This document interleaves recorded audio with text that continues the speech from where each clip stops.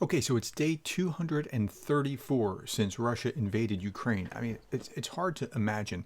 There's not a particularly coherent theme that has emerged from the news today, but there are critical updates that will help you understand particularly what's going on over the course of this past week. So that's how we're going to approach this.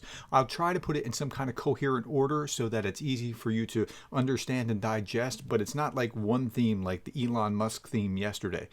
Okay, so the first thing is this: Russian army loses 400 personnel in past day. That's a pretty high mark, and it's believable. It comes from Interfax Ukraine, which is a reasonably good source.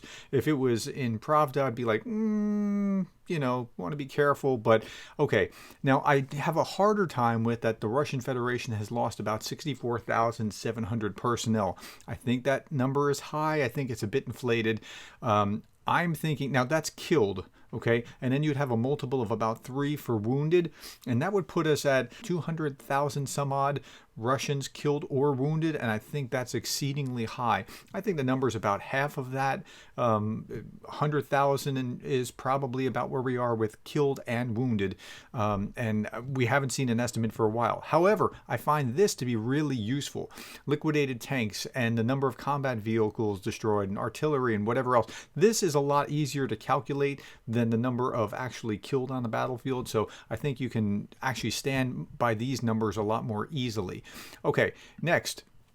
The U.S. announces new military assistance to Ukraine. There's two things here that I want to point out. One, here comes some more HIMARS, multiple rocket systems, and the U.S. total military assistance to Ukraine is now up to 18.3 billion.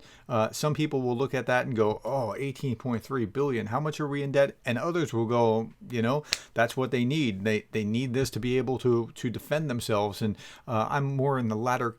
I feel the 18 billion, knowing what our national debt is, but I also know what Ukraine needs, and I want to see them defend the democracy that's right up on the border of this autocracy.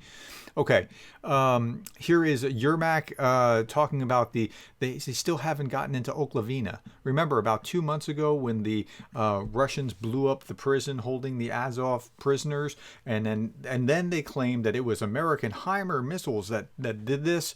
It wasn't HIMARS. And then they said, we want a UN investigation. And they were calling for a UN investigation, but they still have not allowed the UN or the Red Cross in. So, as far as my knowledge is that they have not allowed the UN in. They haven't allowed the Red Cross in. But in the meantime, Russia has shot the Herzon conductor because he's clearly a big threat to Russia, like the playgrounds or the streets or residential buildings that have been bombed. Keeping it classy, Russia. Okay, 21 apartment buildings, 15 private houses, educational institution, parking lot, and damaged morning shelling in Zaporizhia. Two things here. One, in the morning, the enemy attacked industrial and energy infrastructure facilities. Destruction is reported. The blast wave damaged 21 apartment buildings, 15 private houses, educational institution, and a parking lot. So it's not that they were attacking a parking lot. I'm not saying that. The blast wave now they're using missiles to take out these things, like trying to take out infrastructure. And so you're spending $2 million per missile to lob into your wherever it is. So it's a bad use of missiles, but okay, I get what they're trying to do, but it's bad idea. You should be like, if I was advising Russia, and I'm not, but I would say, you could be using those missiles to get those guys that are military on the other side. Like, that's what it was designed for, but okay. Now, with that, they're also doing this in Zaporizhia, which is part of what they call their land, and that they were going to fight for every inch of the land, but not for the citizens. So they don't mind that they're killing citizens or making their lives miserable, because this is their attempt to through some kind of attrition, get their land back, or what they consider their land, since Novorossiya.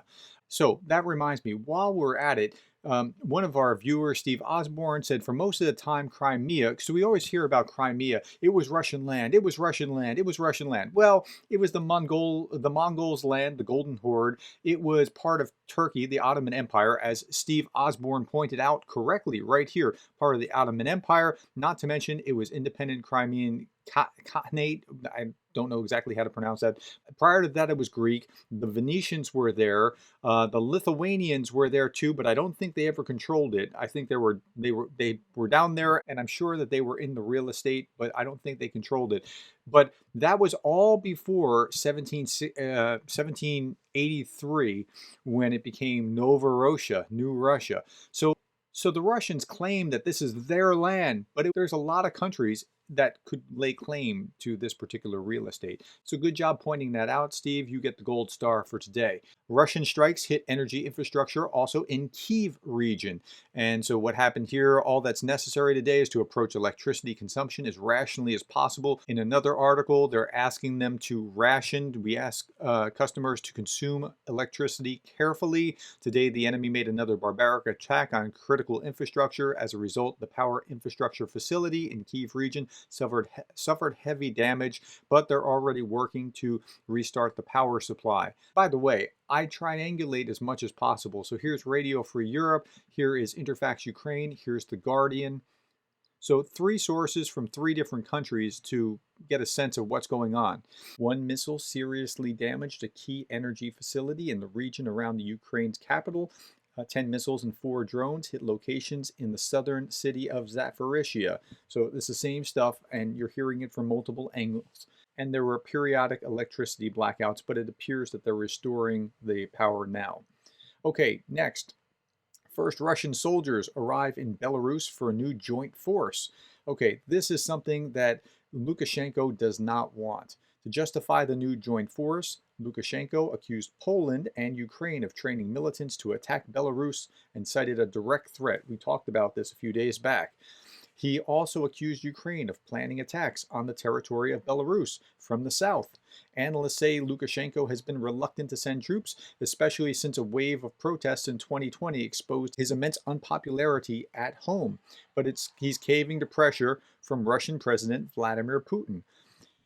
Putin wants him in because even if the soldiers are terrible, 100,000 more soldiers is not nothing. So it would be to Putin's advantage, but Lukashenko could be overthrown if he were to go in, and I think he knows it.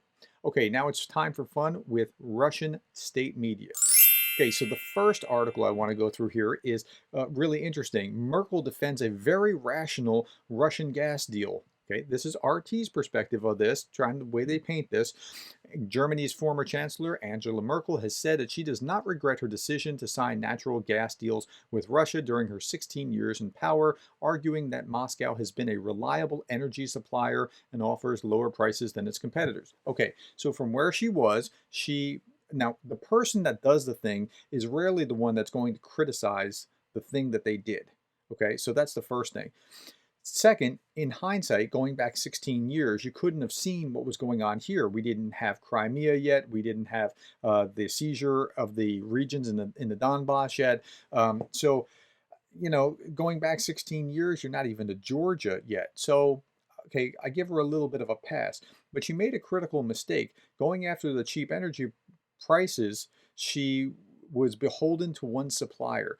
So in business, you don't want to do that either, right? I mean, you don't want to have one big customer that's 90% of your business, because then you're at the mercy of that customer. You don't want one major supplier that's 90% of your supply, because then you're at the mercy of that supplier. This was their critical mistake. Yes, they could get it cheaper. And I remember a couple years back when Nord Stream 2 came into being, they started talking about, no, Nord Stream 2, that's going to be bad. They're going to be more dependent. And I was kind of listening going, yeah, okay, I can buy it. But I didn't see how critical it was.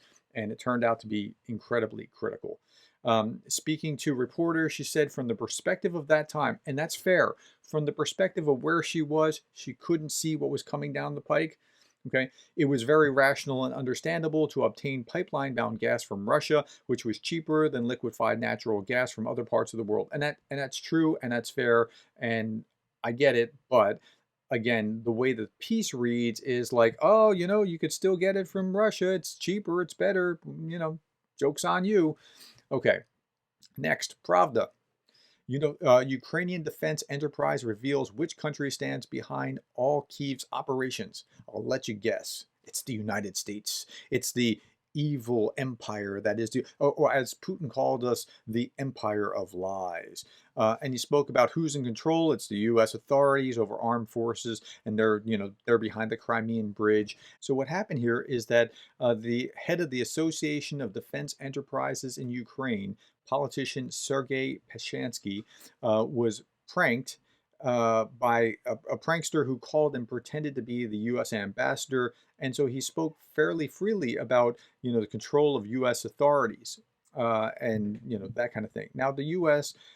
Does have control. When they give weapons, they want guarantees that it's not going to kick off World War III, that they're not going to use yeah, long-range weapons, or they're not going to start things that they don't need to start. Okay. So Pashansky said that Ukraine is preparing a number of military operations in Russia.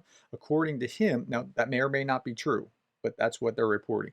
According to him, conducts several operations and informs the U.S. CIA about them. He added that Washington has the right to veto all operations of the armed forces of Ukraine. Okay, now there's probably some truth to that last statement, that the U.S. does say, look, we're giving you our weapons.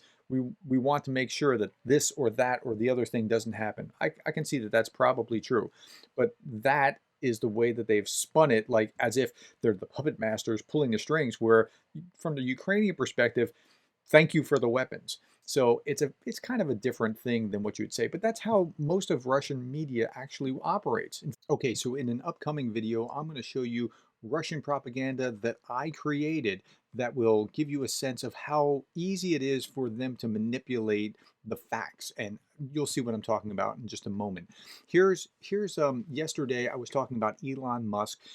In addition to terminals, we have to create, launch, and maintain and replenish these satellites. The burn approaches $20 million a month, and so that was what was going on there. So you have this article from RT where they're saying White House comments on paying for Starlink service. Now, the article is innocuous. It was just quoting the spokesperson, Jean Pierre. She said, look, we understand the importance of the capabilities to ensure stable communications in Ukraine's forces in particular. And the Pentagon press secretary, she said that the department has been in communication with SpaceX regarding Starlink.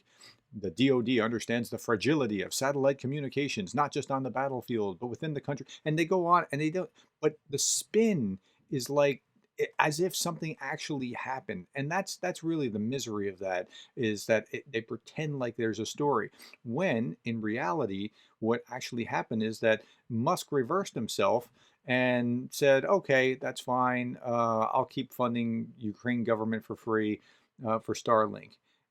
So he reversed himself, and that's the story, but you don't see that. Okay, so be on the lookout for my created Russian propaganda video. You'll see this very shortly. In the meantime, thank you for being the kind of person that cares enough to watch this video about Ukraine.